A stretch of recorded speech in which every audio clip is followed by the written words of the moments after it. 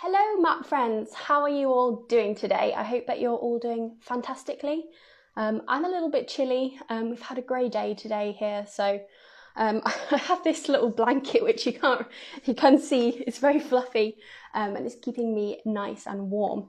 I have also just eaten a lot of chocolate cake because it was my partner's birthday on Friday, and I mean, I wouldn't consider myself to be a baker, but when I make a cake, like I bring my A game. But today is not about chocolate cake. Today I have a really exciting map chats for you all. I'm going to be joined by Shea, and they are such a wonderful cartographer, as well as such a force for good in the cartography community. You might recognize their face from the Facebook group Fantasy Maps and Worldbuilding, where they are the admin. So yeah, they're just such a wonderful person, and I'm very excited to be talking with them today. Also, I just want to say thank you so much to everyone who's been watching my previous map chats. It's been loads of fun doing them.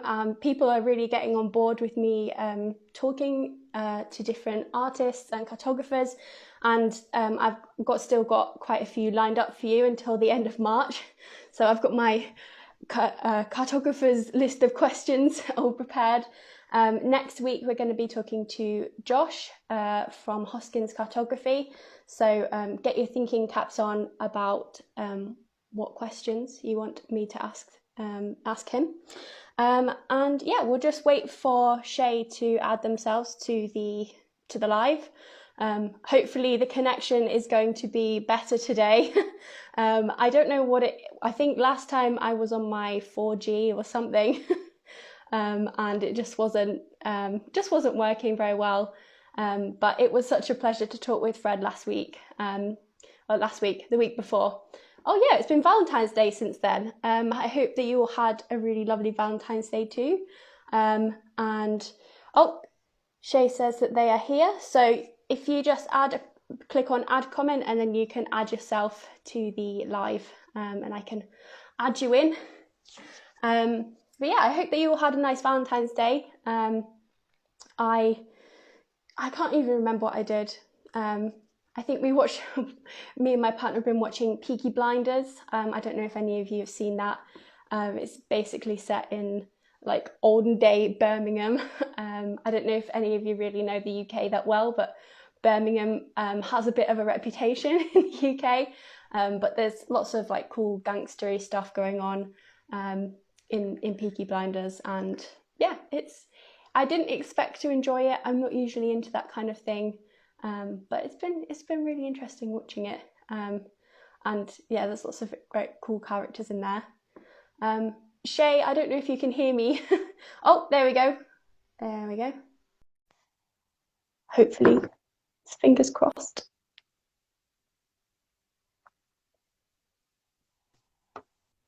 Hello. Hi.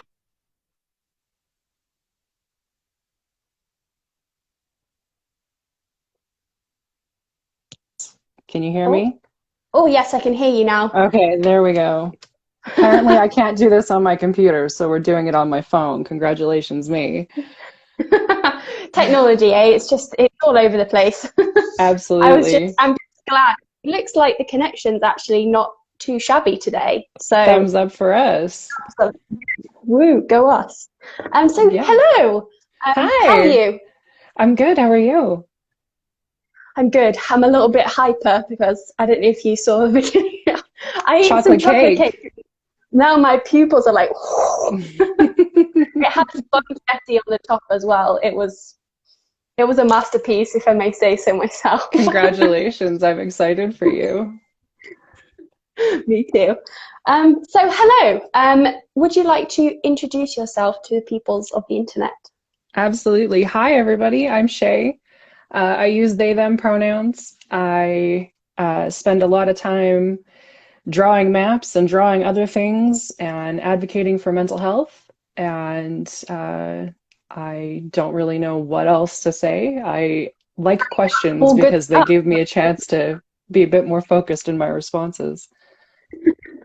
Well, you can first off start by telling us how you actually got into mapping, into cartography and world building, and kind of like your story revolving around that. For sure. I started map making a little over 2 years ago. I haven't been at this very long at all. It started a little bit as a lark. In order to kind of understand this, you need to know that my husband is in the army, and so a lot of my friends are also soldiers, and those soldiers inevitably deploy. And we had been playing a Dungeons and Dragons campaign, The Rise of Tiamat, and one of my best friends who I was playing with deployed partway through the campaign and went to Latvia for a year. So I decided I was going to start writing him short story missives based on each of the sessions that he was missing in the game so that he could still keep tabs on the campaign. That turned into us writing a novel over the course of that year-long deployment. And as you do, I mean, why not? You got nothing else to do while you're deployed, right? And so we needed some maps for the novel. And so I was like, sure, I draw. I could try this.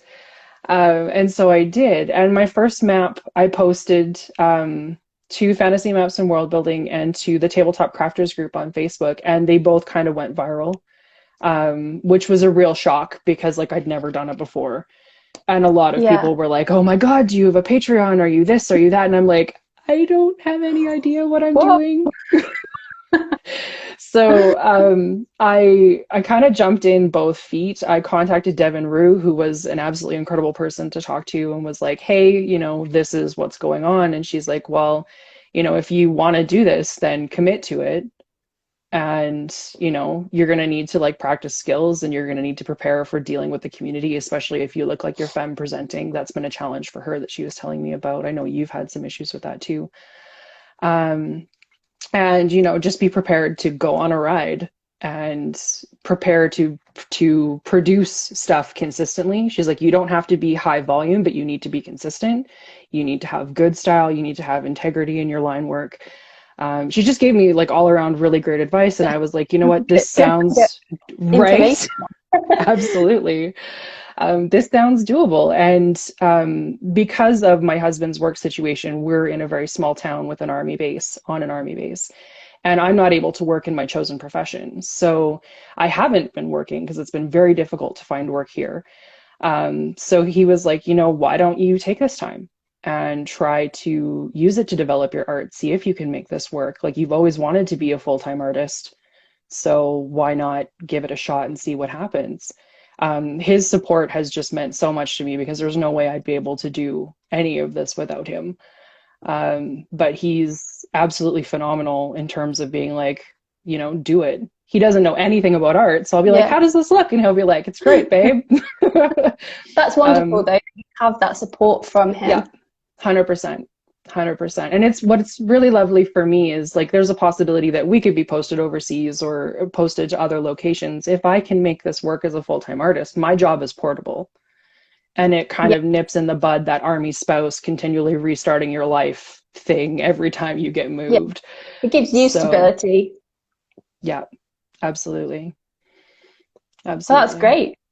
And that's so cool that you've talked to Devon. I'm like, I would love to talk to her as well. Yeah, she's pretty amazing. Maybe a map chat in the future, who knows? And how would you describe your style? How have you come by your style? Because I feel like you have quite a distinctive style. It's quite whimsical. You've got those fantastic borders that you do. So how do you come up with those things?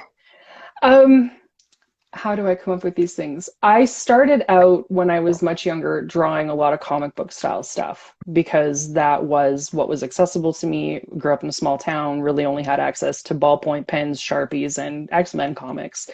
So killer combination. Right? I do think the fact that I grew up with ballpoint pen and Sharpies has contributed to my style pretty dramatically though, because I think that you develop a lot of confidence when you start inking because you either make a mistake work or you start over. Those are your two options. Yeah. And so I think that it makes a big difference to my confidence level to be like, well, we're here now. You know, line laid is a line played. So Yeah. I come from a more illustration background than a cartography background, and I actually think that that makes a difference to the work that I present because I'm not necessarily thinking about making a map when I make a map. I'm thinking about telling a story or creating an experience. And so the borders are a big part of that. The compass roses are a big part of that. Like, what can I tell you that's beyond the landscape? My landscapes all look fairly similar. You're going to get mountain ranges and you're going to get forests because that's what I love to draw. Yeah. But the borders and the compass roses are where I can start to tell you a little bit more about the other things that are on my mind or other things that clients want. I did a compass rose recently that had a literal red rose on it because that was what the client was asking for his daughter. And I was like, cool, I'm into this. Like, sure, let's do this stuff that's non-traditional because it doesn't need to be traditional. It Yeah. needs to be elegant. Yeah. Your borders are just amazing. How long, actually, Jog Brogson asked, how long does it take you to do those borders roughly? Because obviously they'll vary, but Yeah, my maps tend to take me anywhere between 10 and 25 hours from one of my Patreon maps that I put up every month. yeah. It really depends how complex I'm getting going. Honestly, it depends on how many trees I've committed to for that month because tiny trees are both I lovely and the feel you. bane of my existence. Exactly, right? Tiny tree solidarity. You, me, Brian, Josh Solares, we're all in this together. Michael recently adopted doing my trees, and he's like, "I love you and hate you just a little," and I'm like, "Yes, I know." It's definitely a double-edged sword. A little bit. I've lost so many Pigment Micron pens to the cause. Amen. Rest in peace, little soldiers. Would you say that you've got a favorite kind of border that you've done? There's one that stuck out to you. I really love the one that you did with the mushrooms. Like, Me I just too. love like anything with toadstools, mushrooms. It's like, Yeah. that's my vibe. Yeah, that one's my favorite for sure. That's one of the only maps that I've done that I would frame and hang in my own house because I'm just so satisfied with the composition and how it all turned out. And I was just Yeah. surprised by it. I kind of love when I get surprised by my own work. Where you get to It's the end nice and when you're that like, happens. yeah, Like, yeah, I'm actually like, I enjoy this map. yeah, yeah, absolutely. It's fun. And also, you do a lot of watercolor, and Mhm. your color palettes are great. Have you done a lot of watercolor? Did you do a lot of watercolor before? Something you kind of experimented with? Yep. I have a really terrible habit of trying something for the first time on a project that needs to be a final project. So no pressure. Also, story of Um, my life. right? So watercolor, I had no experience with prior to cartography, and I haven't taken any classes in it. I'm entirely self-taught. Um, It's and impressive. thank you. It honestly feels like flailing around and hoping for the best, but I get there, so it works You out. absolutely get there. So it's a lot of trusting the process. I think if I was going to give any advice to any artist, not just a cartographer, is trust the process. The process is going to see you through. You're going to make mistakes, but that's part of the process. You just need to keep on keeping on. And I think that when you don't trust your process, you can tell in the art. Your lines get shaky, your composition you're not bold with, you don't take the risks that make your work really unique. Um, and so it's really something where you just need to trust your gut and go with it and trust that on the other side of it, you're either going to learn or you're going to win. Like, Yeah, those are your options. I think that's very solid advice. And with the watercolor, do you use like the traditional little, I don't know what they're called, the little packet things, or do you use the ones that look more like oil, watercolor pencils? I work in a combination of pans and tubes. With the Pans, that's what it maps, is. yeah, It's like pans. words. Um, I have a travel kit that I work with all of the time. That is this guy. This Well is loved. my go-to set of things. I've got like bits that don't fit in the pans, just squeezed into the corners that I remember. I've got some that are loose that are just sitting in the middle here. I love this thing because it's got a loop on the back, Oh, so nice. I can hold it in Oh, my yeah. hand while I'm painting plein air, and that's really amazing. But I work in tubes when I'm doing the water and stuff like that for my maps because I need to be able to put a lot of color down really, really fast when I'm doing the washes for the water. I do think that about half of my so-called brilliance with my water is really just a choice of paint. Know your materials, know what they can do for you because they're going to make you look so much more talented than you actually are. There's a couple of, it's true, man. It's especially with watercolor, it's totally true. I use professional grade watercolor paints. They're expensive, but they are 100% worth it. I just buy them one at a time and build my collection slowly. And I have some paints that do cool stuff. I've got a couple that have ground gemstones in them. And when they dry, they granulate in these beautiful textures. And that's how my water looks so cool. I promise it's not me. It's just the paint. No, I think it's a combination. I think you should this. Do you have like a particular brand? Like you said gemstones, and now I'm like really into it. I am using Daniel Smith watercolor paints, and they come with this fabulous dot sheet that you can buy that gives you a sample out of each one of their line. And so you can play with them and then be like, this is the color I want. This is the opacity that I want. And they have a line of paints called the Genuine line, and they're all ground semi-precious stone. My absolute favorite, 100%, is the Sodalite Genuine, which is this beautiful navy blue that just granulates like a dream. It makes me so happy. It's like stationery porn right here. It really is incredible. I am a pen junkie. I love all art supplies. I want one of every color, no matter if I'm going to use that yellow or not. It still needs to be, on my desk doing my thing, for sure. Wow, a gemstone. I never even knew that was a thing. Well, when you think about the history of paint, a lot of our colors come from earth pigments and different kinds of ochres and stuff like that. So it's a thing. Yeah. Wow.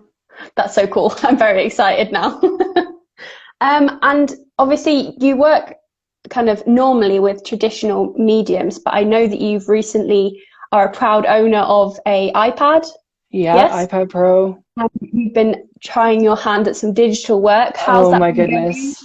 It's terrifying. It is a whole different thing. I think it was Fred who was saying that they had recently gotten into digital as well, and that you can't expect it to instantly give you talent.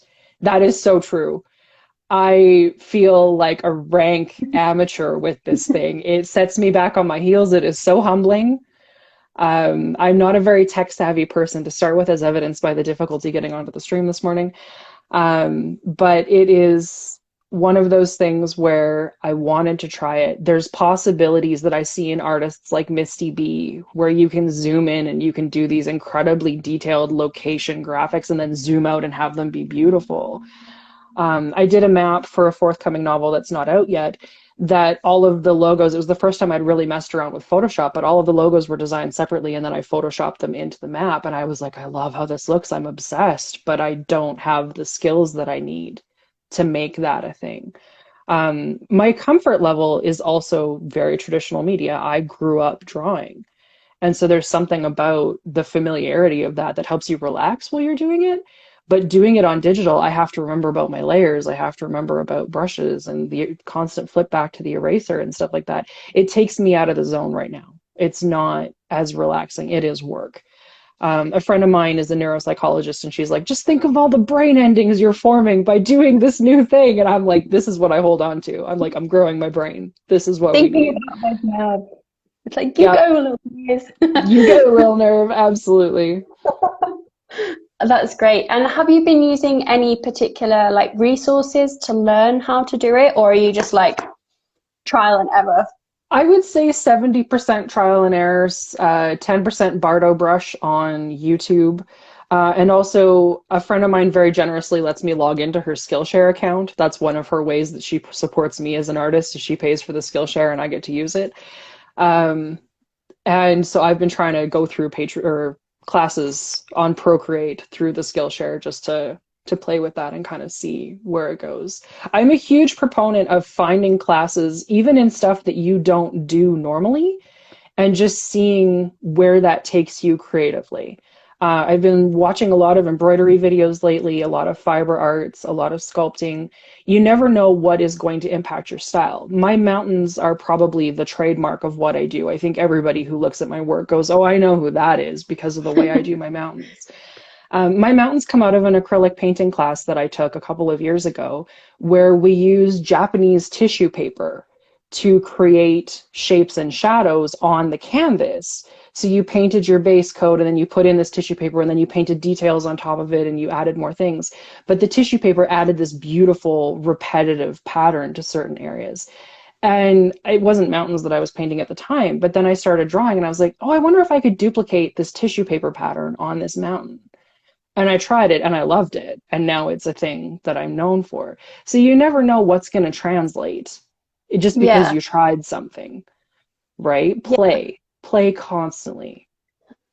No, that's really cool. I've never heard of that method before. So the artist's name is Justina Smith. She's on Instagram. She's local to me, actually. She lives just about 40 minutes from where I live, and I took a class from her in a nearby city.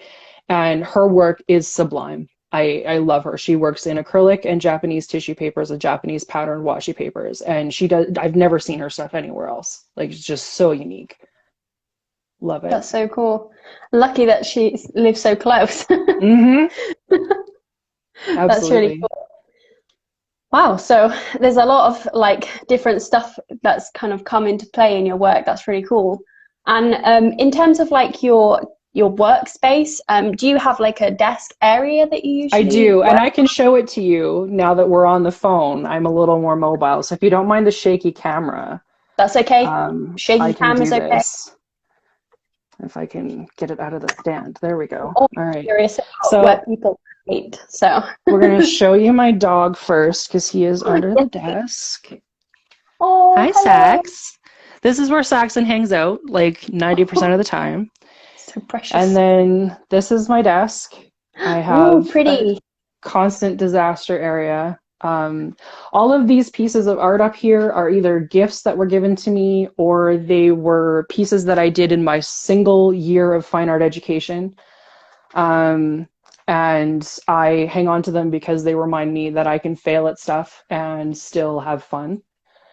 I have all of my random chords. I have many, many sets of Dungeons & Dragons dice. I have my prayer candle. I got to show that off. This was a gift from Michael and Joy.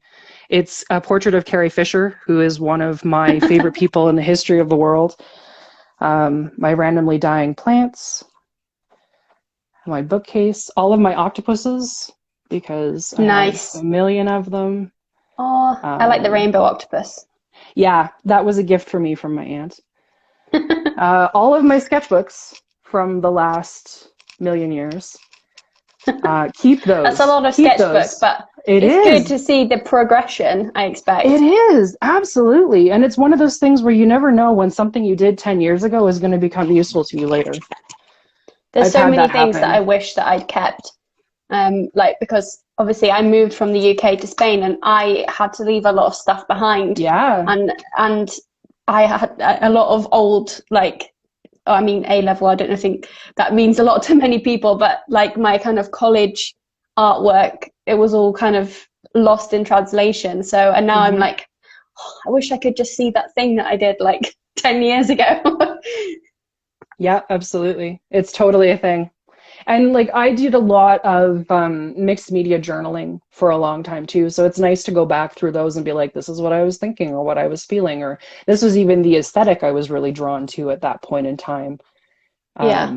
To just be like, oh yeah, that was a thing. Because sometimes you forget, like you're not tracking your own journey. And that's part of the reason why sketchbooks are so valuable. I went through entire phases where all I drew was anime. I went through phases where all I did was life drawing.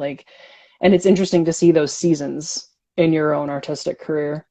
Yeah, that's really nice that you've kept them all. And I saw somebody in the comments that said world-building journals. Absolutely, world-building journals. You can tell us a bit more about what your perspective is, how you come towards world building, and like keep a notebook, ladies and gentlemen. That's very organized. Keep a notebook. I love world building. I do it on my live streams fairly regularly. I started running Dungeons and Dragons about 2 years ago, about the same time I started mapping. And I've always loved to play D&D, but running it is a whole different thing. It's like writing a novel in real time, collaboratively. Yeah. And that is just so fun. I absolutely enjoy collaboration in that regard. Like it lights my brain on fire. Speaking of nerve endings and like the growing of brains. I can almost see them from here. The nerve right? endings just like sparkling. Yeah. I keep my world building journals. I did accidentally throw one out on myself recently and it broke my heart. I was like, no, that was the wrong book. So that was disappointing. There wasn't a whole lot in there, but it was still some. Because I was writing the novel, I really wanted to try and flesh out the world as much as possible because I was collaborating with somebody who was 8 hours ahead of me on a different continent. So we needed to be on point in terms of like, this is how the mushrooms behave. This is how the political and social and economic systems of this region work. And we're dealing with like a colony that wants to cede from the empire. So there's military stuff going on. And you want to have all of that clear so that when you have a reader or players engaging with your setting, they can ask you questions. And it's not that you need to have every detail worked out in your world building ahead of time, but you need to know your setting well enough that you can improvise like a fox on the fly. So that's always the goal, is to know your world well enough that when the improv comes up, you create something that's logical, you create something that's consistent, and you create something that can be interrogated by your players or by your reader, where you can be like, I don't have the answer to that, but I can come up with it because I know how it should go. I'm in the process right now on my live streams of when I am world building an area for hopefully Michael to play in the future. He's one of my huge inspirations right now. He is Uncharted Territory on Facebook, does amazing maps. You can definitely see there's been some stylistic overlap between his work and my work since I've started hanging out with him. But I want to run a D&D campaign for him because he's running for us, and it's never fun to always be the DM. People, take care of your DMs, run one-shots, do what you got to do. People deserve to play too. So I think that that's really important. So one of my maps, the Blackberry Map, was a map of the region that he's running a game in for me. So it was really like, it's not my favorite map, but it was a real honor to be able to bring part of his world to life in that way. And to give back some of that energy. Like in that game, I've written poetry and stuff like that. And DMs love that kind of thing because it shows that you're invested in their world. It shows that their world building is impacting you, that you're going on and you're taking some of the lore, you're taking some of the mythologies that they've put together and feeding it back to them in this new way. Yeah. And I think that that's how we get fan art. That's how we get fanfic. That's how we get all kinds of things. I think that is just the most beautiful reciprocality of creativity, and I'm here for it, 100%. Yeah, that's really cool. Do you prefer being the DM or a player? It depends. The game that Michael is running for me is the first time I've ever gotten to be a player with a DM who is my style of game. Where it's heavily character driven, it's very, very narrative. There's a lot of emotion. There's a lot of like exploration and magic. Most of my other experiences being a player are with my husband DMing, and he's very like, if you know what I mean, but he's a 2E player. Everything is like how much fuel you're carrying. Do you have enough rations? We're going combat through the woods. Like it's all very nitty gritty. Yeah. And that's not my style of game. I don't care if I have enough rations. I want to go talk to the rabbits. Like, the trees speak. I need to know what they're saying. Exactly. So I prefer, I think, DMing on the whole because I can bring the kind of experience that I love to have to other people. And I've been told that I'm good at what I do. So that's kind of a lovely bit of feedback to get. And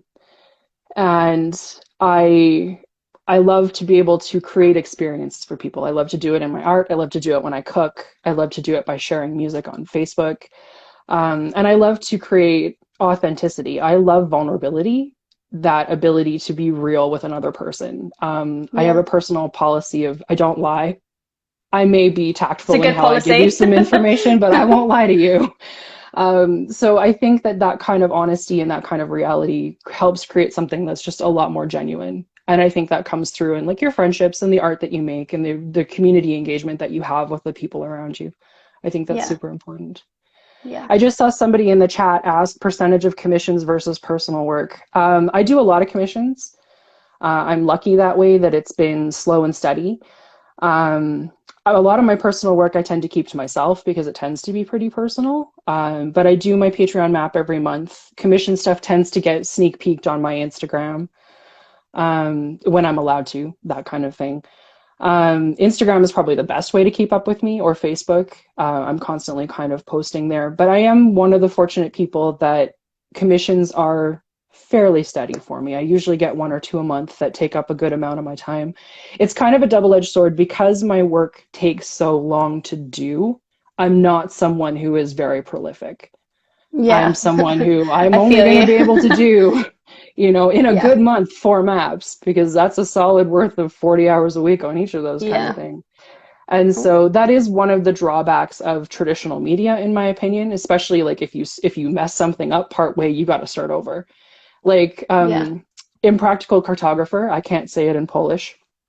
I love his work. Dieter is just mind-blowingly Yeah. amazing. I And think he's it actually breaks a my heart. robot. No, he's not. He's wonderful. Can confirm. But he spilt ink on one of his maps just before Christmas, and like my heart broke for him because that was hundreds of hours, and then he had to start over, and I was just like, "Oh, honey, I'm so sorry." I'm so sorry. Yeah, you would feel that right in your Yeah, inside. yeah, absolutely. Oh no, I'm just feeling very bad for him. And I know that you have a master's degree, Mhm. and you're really interested in kind of history and anthropology and those kinds of things. How would you say that that's influenced your world building? And yeah, just Yeah, tell us a bit more about that. for sure. So I have an undergraduate degree, a double major in anthropology and religious studies, and I have a master's degree in religious studies from the University of Regina. I study social commentary and social critique on how we generate rituals. That is what I do. I'm a ritualist by trade, not by practice. So I study the way we make things traditional. I study the way we generate consensus and community through common practice. And I think that has had the most massive application on my world building. Because I'm constantly looking for those social threads. What binds us? What tears us apart? How do you create common thought? How do you create divisive thought?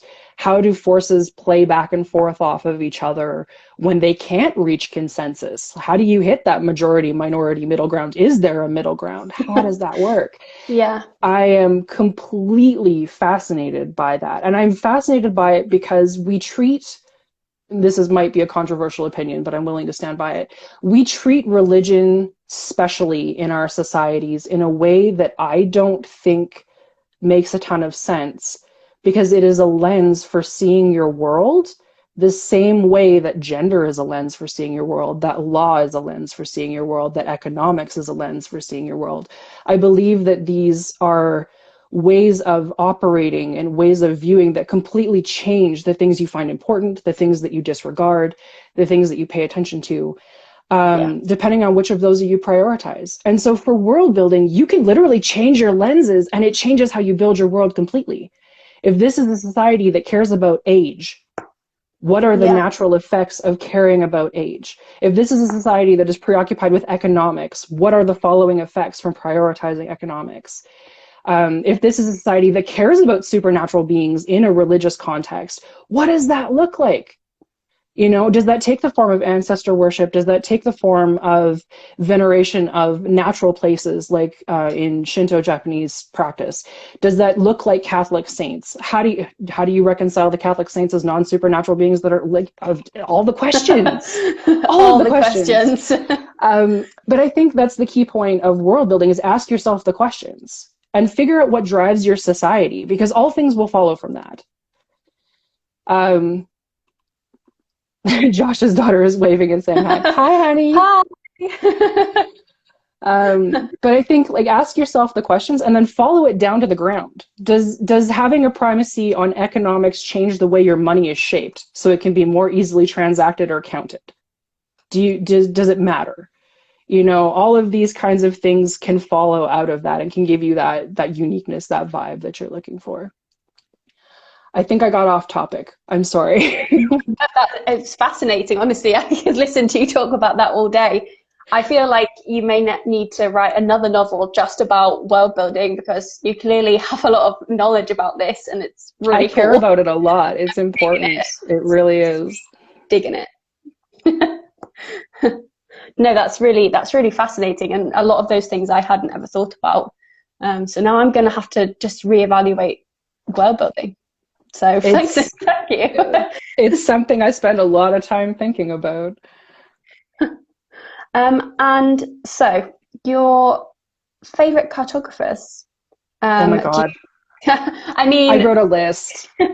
You wrote a list. That's very organized. I wrote a list. I Um, needed to be prepared for this. So I'm still going to miss people, but you're one of my favorites. Like I said, Michael at Uncharted Territory, Josh at Map Effects, Jog Brosnan. Brian is one of the most genuinely amazing people, and he is such a benefit to our community. Oh my goodness. Misty B, of course, bow down, nothing but mad respect for we all Misty. worship at that altar. We all worship at that altar, 100%. I could not do what I do without Dimension Door maps on Instagram. I use Dimension Doors references all the time. I'll be like, I'm lost. What am I doing? I'm going to go find a canyon. Canyon, perfect. So Josh and Dimension Door are both saving my life. Like I said, Justina Smith, she's the acrylic and tissue paper artist that I was talking about earlier. I love her work. She's hugely influential for me. Francesca Berrard, I think I'm pronouncing that correctly. She does the most gorgeous stuff. She's a big reason why I got comfortable doing really elaborate borders and lots of stuff on the edges because her stuff is so ornate and just spectacular. Journeyman Maps. Brian is one of the earliest influences on my work and really encouraging me to like step out and get out of my shell at the very beginning. Moath Illustration, you already talked to our lovely Joseph. He is just such a gem. Fred at Whiskey Nick is someone that I'm really excited to watch as an up-and-comer. I'm so inspired by seeing all of the people in the community and the way we feedback on each other and be like, get it! Come on, do the thing! Positive. I mean, I've been, part of different communities on the internet, throughout my life. And this community by far is the most friendly, welcoming, supportive place that anybody could wish for. It's just wonderful.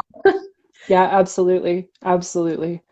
So yeah, that's my list that I wrote. I'm sure I'm missing people. Like I know I didn't mention Shane. There's so many of us too. Like it feels like there's a proliferation of cartographers. Once you start turning over stones, there's so many of us. We're everywhere. This world building. Yeah.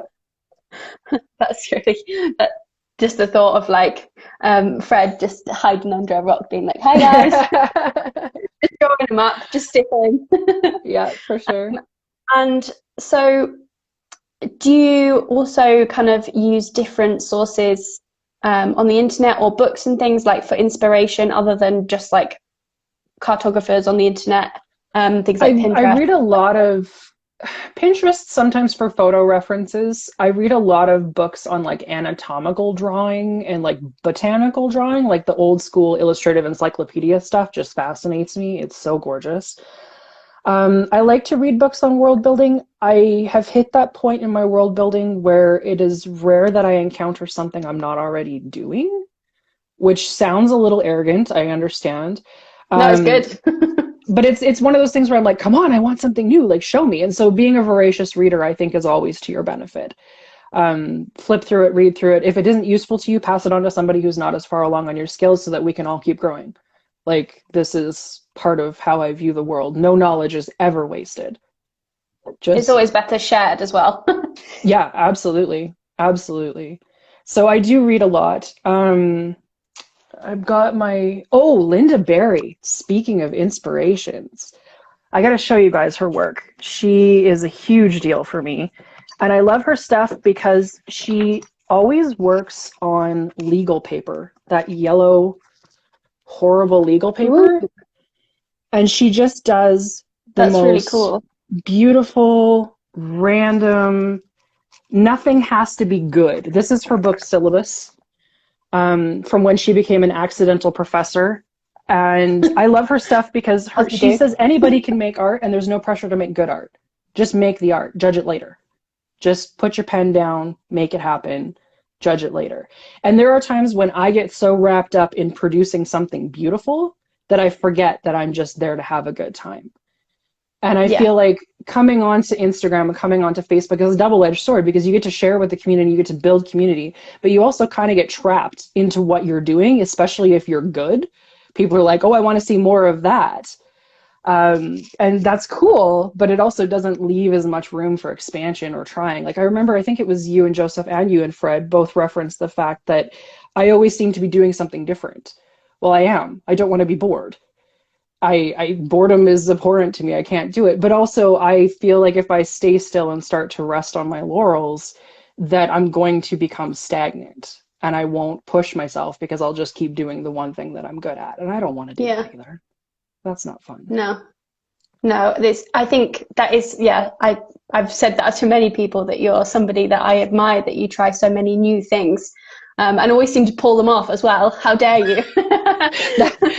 I'm faking it. I swear to God, Eve, I'm faking it. Well, I mean, it's very convincing. And yeah, I think boredom with your art, especially as you say, if you're good at something, your brain naturally wants to do what you're good at, right? Yeah, because you're comfortable with it.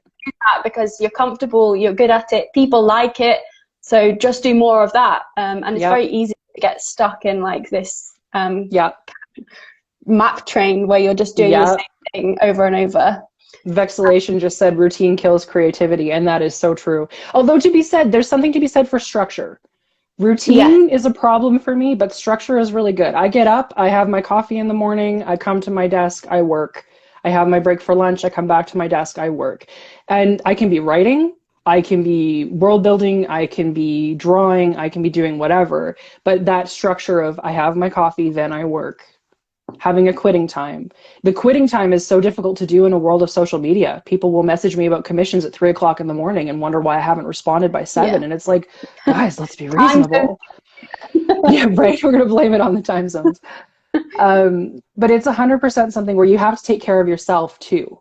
You can be an artist and you can do all of the things, but self-care is hugely important. You have to have a balance between your work and your life, and you have to be constantly refilling your own well creatively. There is a beautiful writer named Julia Cameron who wrote a book called The Artist's Way that is hugely influential for me. It's a program, it's a self-study program for unblocking blocked creative potential. And it's a homework book. She gives you assignments. I love this thing. I am secretly Hermione Granger. I love homework. And it puts you face to face with, if you weren't creating, what would you be doing? If you weren't doing your regular job, what would you be doing? Who offended you when you were young by telling you couldn't be creative? All of those things. And it works you through that so that you get more and more in touch with your creative process. And one of the things she advocates is what she calls refilling the well. And so part of being an artist is you got to look at other art. Look at stuff you don't do. Look at stuff you want to do. Constantly be taking it in, because that's how you're feeding yourself creatively. That's how you're nurturing yourself. Read the books, read your fiction, read your nonfiction. Do all of those things, because that's how you're giving back to yourself. You can't create from a dry well. It will frustrate you so much. And you will create stuff that is staid and dry and boring, and it will not be satisfying to you. And that's why I'm such an advocate of play. Like Linda Berry advocates play as well. You need to constantly be taking it in and then just playing with it and seeing what comes out. Yeah, I think that's really great advice.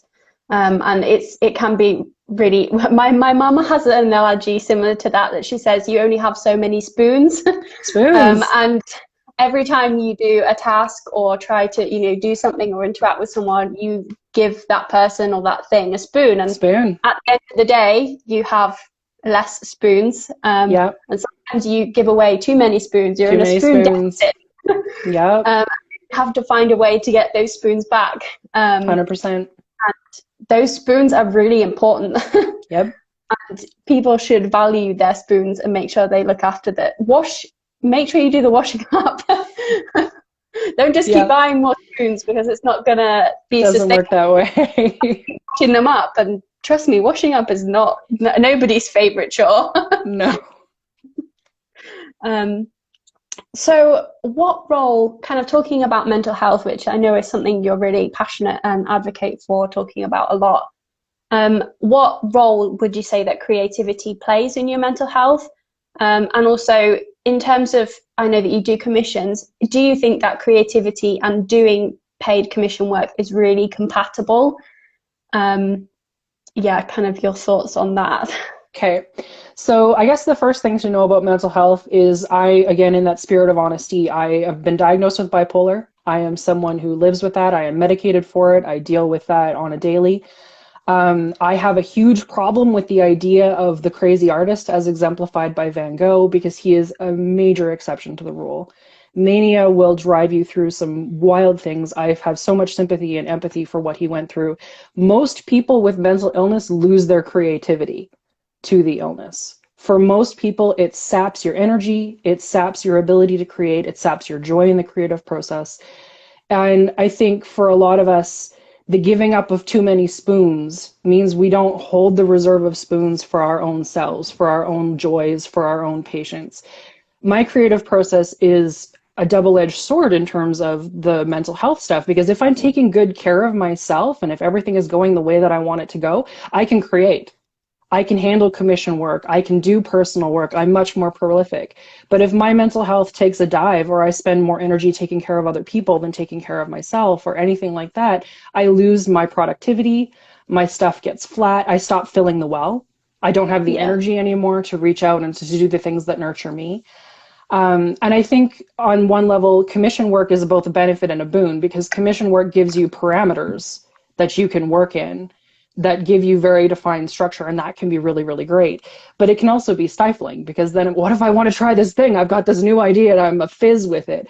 That's not going to fit here. And then I need to find the energy and the spoons to deal with it afterwards. I think that I love commission work because it makes me feel valid as an artist. There is something about money that legitimates what we do because we have been Yeah. taught from the go in a neoliberal capitalist society that your value is defined by the labor that you perform. And labor is only valid if it is paid labor, which is why we look at stay-at-home parents and we don't think anything twice about all of the work they put in to keeping our society running. Anyways, that's a soapbox. I will get off that one. But For there is another something time. about for another time, for sure. 2.0. But that's the thing about being a freelance artist and chasing the dragon of commission work. If you get commissions and you're being published in books and you're being published on the internet and stuff like that, people look at you and they go, "Oh, you're real." And it's like, honey, I'm real regardless of whether or not I'm getting paid. Like, Yeah. let's I be am honest about here. this. Exactly. And your creative pursuits and passions are no less valid if you are not making money off them. One of my favorite cartographers, Paths Peculiar, Nicholas Wentz, he does his stuff because he wants to. He does not have a Patreon Yeah. going. He does not do anything like that. He's like, no, I don't know what his reasons are, but he just says no, he's not doing it. And I am so in awe of that because Yeah. it seems like such a bold move to be Yeah. like, I'm doing this only for myself. Like, what a flag to plant in the sand in a world where the rest of us are hustling to try and make ends meet. Like, I just admire that about him so much. I'm in a position where the commission work is less stressful for me because I have someone who's supporting me full time. My husband is comfortable in that role. Because of our current situation, if we move to a larger center where I can get work, of course, I'm going to actually get a job and we'll be two incomes and I'll give up the art thing. But I won't give it up. I'll make it part-time like everybody else I know. But the requirements of trying to fulfill the algorithm schedule instead of your own creative endeavors Yeah. is such a sharp knife to kind of be on all the time. I feel that I feel like I'm a bad cartographer sometimes because people are so much more prolific than I am. Sometimes I won't post on Instagram for a week at a time because I got nothing to show you. I'm either under Yeah. non-disclosure or there's nothing happening. Yeah. And that's why I try to also be honest about my mental health, because if I'm in a low spot, you deserve to know that, because then you're not going to feel so bad about your low spots. You don't owe anyone your productivity. You are worth so much more than your productivity as a person. And I don't think Yeah. we hear that enough. No, absolutely not. No, it's a struggle, especially like with obviously social media in the mix, that the algorithm promotes you more when you post more and you're doing Yep. stuff all the time and you're commenting and, you know, being involved all the time. And, you know, in real life, that's not that's not That's how all you go about your spoons. daily business. That's Yeah, all spoons. all the spoons. And you know, you wouldn't go and literally talk to every person and like give them a thumbs up every time you wanted to talk to them or whatever. And that we take that social media into our homes, and Mm-hmm. it's under our pillow when we're asleep, and Mm-hmm. on the weekends it doesn't sleep, and it can be challenging. That's something that Yep. I've kind of, now that I've been doing this for a while, it's you know, it can be hard to keep track of, and you know, you really want to be involved with the community and support people, and like that's kind of like what all this is about, right? Mm-hmm. But sometimes it's a lot. Sometimes you Yep. don't got the spoons.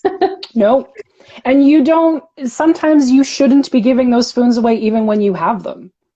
Reinvesting in yourself and in your real world relationships and stuff like that is just as important as anything we're doing online. Yeah, yeah, absolutely. Do you have any kind of like tips at managing overwhelm? Kind of like, what do you do for self-care? I will just say that we have got Almost out 10 of minutes time. left. Okay. It will cut us off an hour, but just so you're aware. Yeah, cool. Thank you. Overwhelm, my first thing to do is unplug.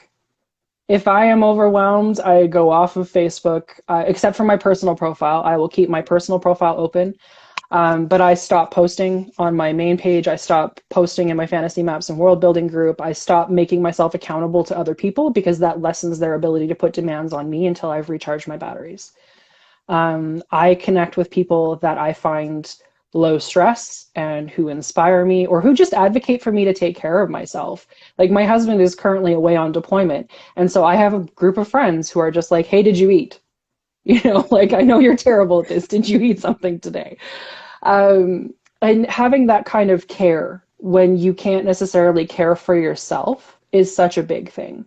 Yeah, Knowing my limits, knowing what warning signs to look for when I'm overwhelmed.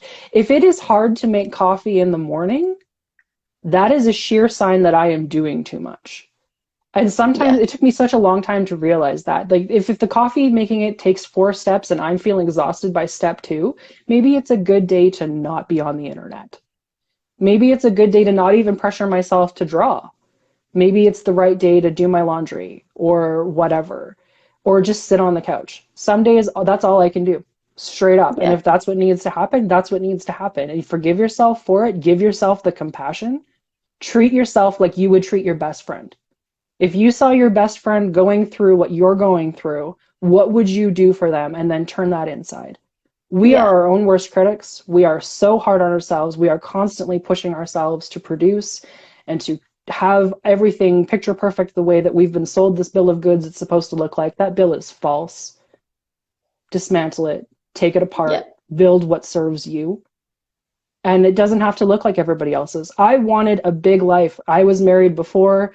We were on track for $1 million home and all the cars and all this stuff. I hated that life. It was so much pressure to be on all of the time. My world is so small now. I live in a tiny town of 5,000 people. I hang out with 4 people in the real world, including my husband. Most of my friendships are online.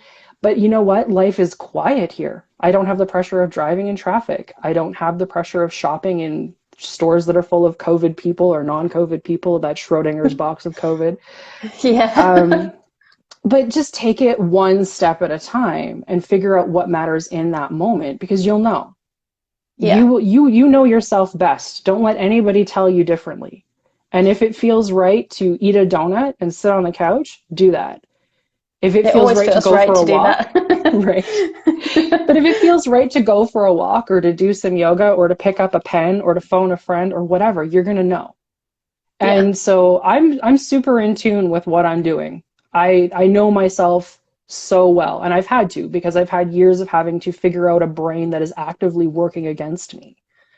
So, you know what? Cool. Let's listen to the call that's coming from inside the house and figure out how to answer it.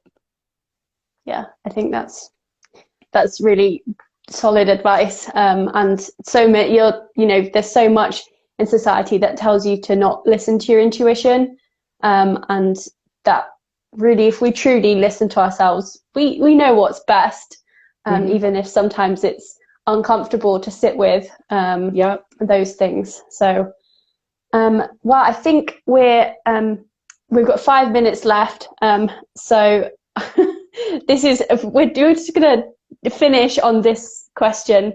From call sign Fat Ninja. Would you rather fight 100 duck-sized horses, or would you fight one horse-sized duck? One horse-sized duck, because I can do one thing at a time and do it well.